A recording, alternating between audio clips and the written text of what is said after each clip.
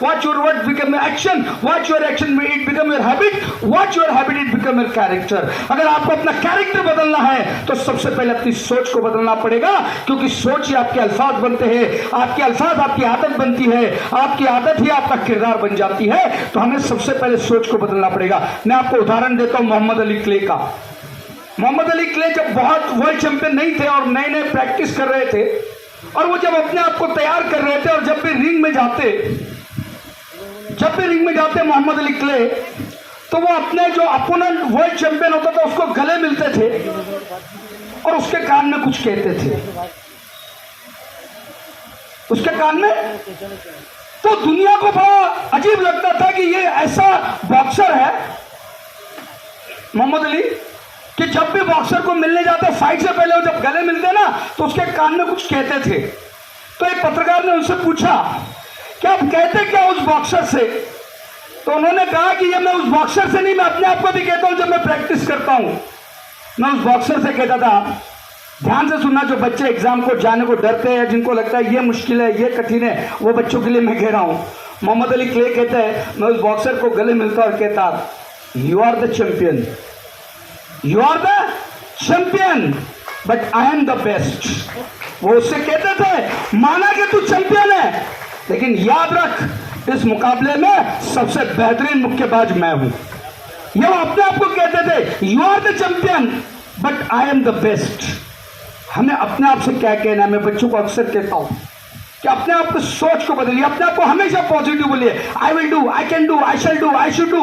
करेंगे, होगा, करके बताएंगे, क्यों नहीं होगा। मैं आपको एक बहुत छोटा उदाहरण देता हूं, और कितना कर सकते हैं, कितना कर सकते हैं। मैं आपको सच्चे रिपोर्ट का एक हवाला देता हूं। गवर्नमेंट सर्विसेज के हमारे मखदूम साहब बात कर रहे थे, बिल्कुल मैं ऑन द रिकॉर्ड बात कर रहा हूं। जस्टिस राजेंद्र सच्चर ने कहा कि अगर 100 बच्चे कॉम्पिटिटिव एग्जाम को बैठते हैं तो उसमें से दिगर कौमों के 8% बच्चे पास होते, 100 में से 8। लेकिन मुस्लिम समाज के जब बच्चे बैठते हैं तो 100 में से 25 पास होने की ताकत रखते हैं। हमारा सक्सेस रेशो 25% है, और ये उन्होंने स्टैटिस्टिकल प्रूफ किया। लेकिन दुख क्या है, दुर्दैव क्या है, बदनसीबी क्या है कि हम उस कंपटीशन में जाना ही नहीं चाहते, हम उस लेवल पे बैठना ही नहीं चाहते। हमारे बच्चे, और मैं आपको बता देता हूं, जो यहाँ पे माली हालत अच्छी हो तो हम बच्चों को पढ़ाने में ध्यान नहीं देते। मैं वालिदैन से शिकायत कर रहा हूं, क्या करेगा पढ़ लिख के, ये तो संभालना है, क्या करेगा पढ़ लिख के? अरे दुकान ही अपना है ना, इतना बड़ा बिजनेस है, वही चलाना है, पढ़ के भी क्या उसमें कुछ करेगा? अगर ये सोच होती तो मुकेश अंबानी अपने बच्चों को कभी नहीं पढ़ाता, धीरू भाई अंबानी अपने बच्चों को कभी नहीं पढ़ाता, लेकिन उसने भी अपने बच्चों को विदेश से पढ़ा के लाया ताकि उस बिजनेस को और ऊंचाई पे ले जा सके। तो दोनों को काम करने की जरूरत है, एक अपने वालिदैन को अपनी सोच बदलने की जरूरत है। मैं एक बात बच्चों से अक्सर कहता हूं कि 2 चीजों में फर्क करिए, what you have and what you are. What you have and what you are. Today if I talk myself what I have, मेरे पास घर है, मेरे अब्बा की गाड़ी है, मेरे ये है, मेरा ये बिजनेस है, हमारे पास ये है, ये हमारे पास है।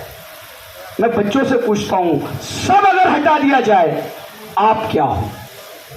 आपने कभी अपने आप को पूछा है, जो यंगस्टर यहां बैठे हुए जो बच्चे, कि मैं क्या हूं? अगर ये सब नहीं होता तो मैं कहां खड़े रहने के लायक होता? सो 2 चीजों को आप कन्फ्रंट कीजिए, what you have and what you are. और दुनिया व्हाट यू हैव उन्हें कभी याद नहीं करती, दुनिया उनको याद करती है जो आप हो। मैं आपको उदाहरण देता हूं, कितनी कोशिश करना चाहिए। बहुत आखिरी उदाहरण देके बात खत्म कर रहा हूं। धुलिया के आसिम खान, धुलिया के एक टीचर का लड़का कलेक्टर बना, IAS पास किया उन्होंने।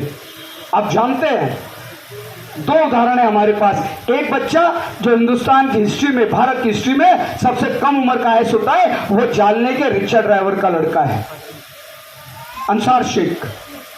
वालिद को नहीं पता था, और जब उन्होंने बोला कि अब्बा मैं कलेक्टर बन गया, तो उनको सुनाई नहीं दे रहा था, वो रिक्शा चला रहे थे बेचारे। उन्होंने बोला रुक जा, मेरे को साइड में लगा दे रिक्शा, तू क्या बोल रहा समझ में नहीं आ रहा। और दूसरा उदाहरण है हमारे आसिम खान। अंसार शेख इसलिए याद है क्योंकि फर्स्ट अटेम्प्ट में सीधे कलेक्टर के एग्जाम पास हो गए, फर्स्ट अटेम्प्ट, कोई ट्राई नहीं। और उनको जब पूछा गया कि आप ये एकदम कलेक्टर, एक छलांग, इधर 21 साल की उम्र हो रही है, आप ग्रेजुएट हो रहे हो और अगले साल आप कलेक्टर, तो उन्होंने बहुत अच्छा जवाब दिया। वही मैं जो बार बार कहता हूँ ना, आप अपने आप से क्या कहते हैं। उन्होंने कहा चलिए मुझे हटाइए, आप किसी भी कॉम्पिटिटिव एग्जाम को तैयारी करने वाले से पूछिए वो क्या कर रहा है। वो कहेगा मैं यूपीएससी की तैयारी कर रहा हूँ, वो कहता है मैं प्रीलिम की तैयारी कर रहा हूँ, वो कह रहा है मेंस की तैयारी कर रहा हूँ, वो कहता है मैं फाइनल की तैयारी कर रहा हूँ, मैं इंटरव्यू की तैयारी कर रहा हूँ। वो बोले मुझे पूछा जाता था क्या कर रहा हूँ, मैं कह रहा हूँ सीधा IAS बनने वाला हूँ, कोई तैयारी नहीं कर रहा हूँ, मुझे बनना है। उसकी वजह थी, मैं इकरा खातिर फाउंडेशन को मुबारकबाद इसलिए नहीं देता, मैं अक्सर लोगों से कहता हूं इकरा खातिर फाउंडेशन के बारे में एक बात बता देता हूं। हम इमारत के गुम्मतों को देखते हैं,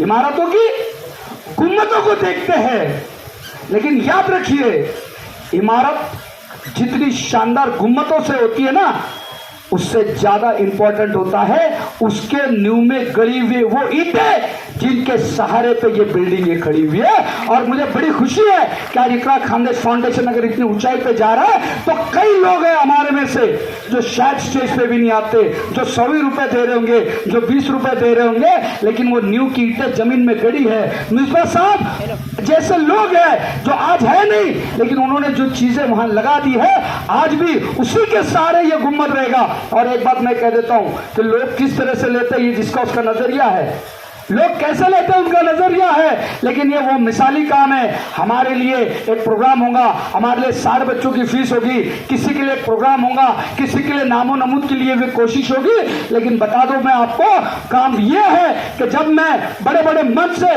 बड़े बड़े लोगों में इकरा खानदेश फाउंडेशन की मिसाल दे रहा हूं, तो कल लोग ये बोल रहे हैं कि रागिब साहब अगर ये सोच हर रिश्तेदारी के और खानदान की बन जाए तो एक भी बच्चा अनपढ़ इस कौम में नहीं रहेगा। ये मिसाल हम कायम कर रहे हैं, ये वो फल है, ये दरख्त है जो अगले 60 साल बाद आपको क्या लगता है, ये 55 बच्चे कह दिया आपने, ताली बजा दी, ये 55 बच्चे नहीं 55 खानदान होंगे जिनके आगे आने वाली नस्लें पड़ेंगी। ये नंबर में मत जाइए, क्योंकि आज आपको 55 दिख रहा है, और ये जब 55 कुछ बनेंगे तो इकरा खानदेश फाउंडेशन को ये डोनर रहेंगे और आने वाले 500 बच्चों की चीजें ये कर होगा। और मुझे एक दिन उम्मीद है कि ये रिश्तेदारी, ये खानदान जो सिर्फ अपने रिश्तेदारी के लिए लग रहा है, अगले 40 से 30 साल में समाज के दूसरे लोगों को भी